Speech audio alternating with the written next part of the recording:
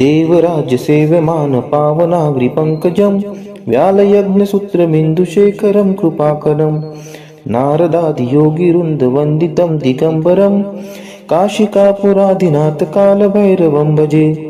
भानुकोटिभास्वरं भवाब्धितारकं परं नीलकण्ठं स्फितार्थदायकं त्रिलोचनं कालकालम् अम्बुजाक्षम् अक्षशूलम् अक्षरं काशिकापुराधिनाथ कालभैरवं भजे। शूलटङ्कपाशदण्डपाणिमादिकारणं श्यामकायम् आदिदेवम् अक्षरं निरामयम् भीमविक्रमं प्रभुं विचित्रताण्डवं प्रियं काशिकापुराधिनाथ कालभैरवं भजे।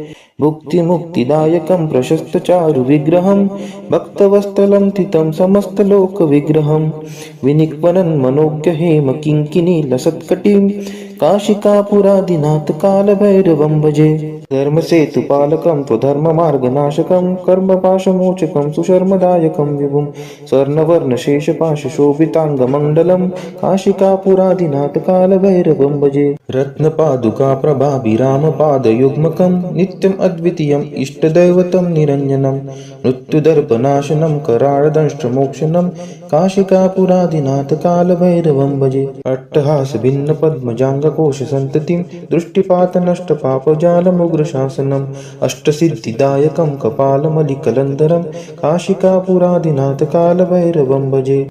भूतसङ्घनायकं विशालकीर्तिदायकं काशीवासलोकपुण्यपापशोधकं विभुं नीतिमार्गकोविदं पुरातनं जगत्पतिं काशिकापुराधिनाथ कालभैरवं भजे। कालभैरवाष्टकं पठन्ति ये मनोहरं ज्ञानमुक्तिसाधनं विचित्रपुण्यवर्धनं शोकमोहदैन्यलोभकोपतापनाशनं ते प्रयान्ति कालभैरवाग्रिसन्निधिं ध्रुवम्। इति श्री शंकराचार्य विरचितं कालभैरवाष्टकं सम्पूर्णम्।